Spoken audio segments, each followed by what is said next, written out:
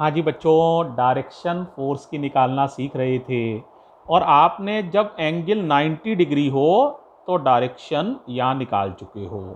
याद करो, ये वायर है, इसकी लंबाई मैंने एल मानी है और इस पे फोर्स था आई एल बी और डायरेक्शन किधर थी फोर्स की, नीचे की तरफ, और इस पर था फोर्स आई एल बी और डायरेक्शन किधर थी, ऊपर की तरफ। याद आ गया होगा बच्चों, यहाँ तक हम पढ़ चुके थे। अब बेटे मैं तिरछी वायर ले रहा हूं। देखो ये तिरछी वायर है, यहाँ एंगल 90 डिग्री नहीं है। देखो ये एंगल अल्फा 90 डिग्री नहीं है। अब ऐसे केस में फोर्स की डायरेक्शन कैसे निकालें, ये समस्या है। तो देखो बेटे, यहाँ पर आप दो तरह से निकाल सकते हो।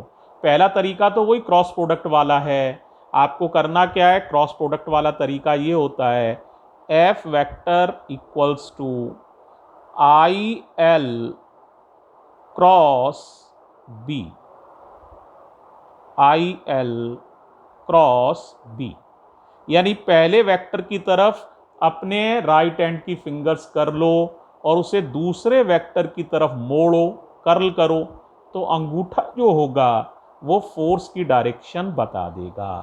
बड़ा आसान तरीका है, जरा देखो, जरा करके देखते हैं। केयरफुली देखना बेटे। तो देखो भाई, मेरी उंगलियां किधर हैं, जरा केयरफुली देखो। इसके सीध में है और देखो बेटे, ये इसकी सीध में है और ये मैंने मोड़ा बी की तरफ। तो अंगूठा देखो किधर है, बोलो अपवर्ड्स। दिख रहा है सबको, अपवर्ड्स है, तो इसका मतलब फोर्स हो जाएगा अपवर्ड्स। ठीक।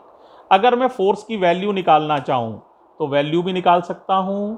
ये फोर्स हो जाएगा, देखो केयरफुली, आई, करंट आई है, वायर की लंबाई को मैंने बी माना है तो एल मत लिखना, बी लिखना। मैग्नेटिक फील्ड बी है तो बी ही लिखा जाएगा, मैग्नेटिक फील्ड, कोई अंतर नहीं है, बी। और साइन, दोनों के बीच का ये एंगल कितना है, अल्फा, तो साइन अल्फा।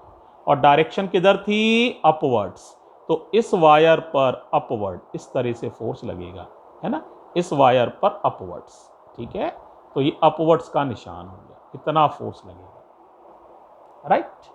अब कोई बच्चा कहे कि सर मुझे तो फ्लेमिंग लेफ्ट हैंड रूल से ही आप बताइए, इससे नहीं बताइए, मुझे फ्लेमिंग लेफ्ट हैंड रूल से ये डायरेक्शन निकाल के आप दिखा दीजिए, इस रूल से नहीं। तो हम निकाल सकते हैं, ऑफ कोर्स। जरा ध्यान से देखना बेटा, इसमें करना क्या होता है वो देखो। F इक्वल्स टू आई, ये है ना बी साइन अल्फा, इसको एक साथ लिख लो, बी साइन अल्फा और बी।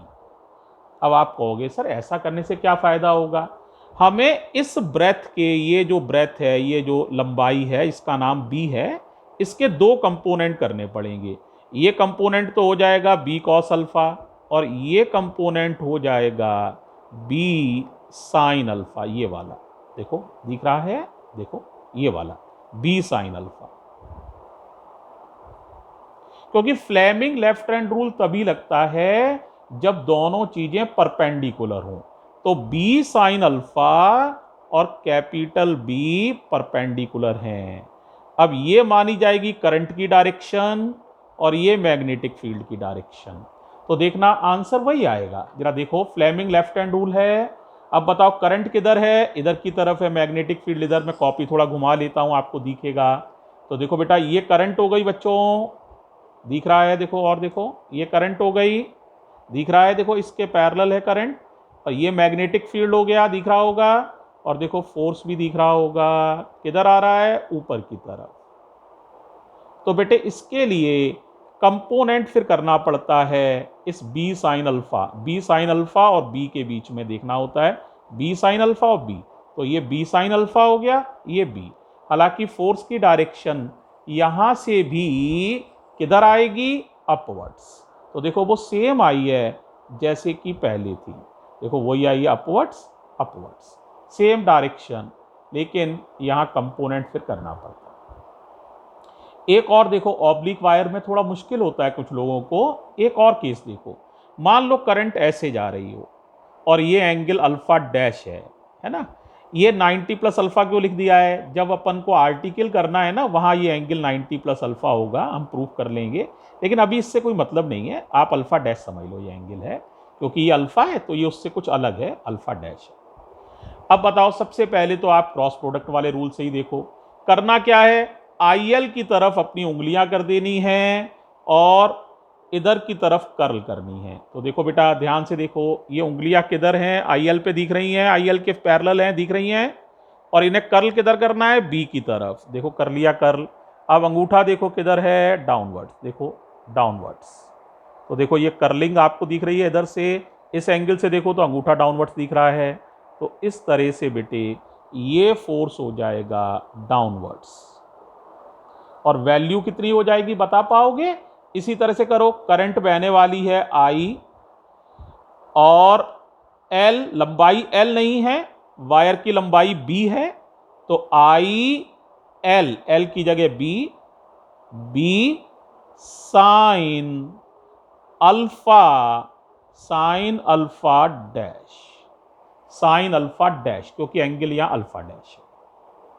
समझ आ गया? और डायरेक्शन अभी बताई थी।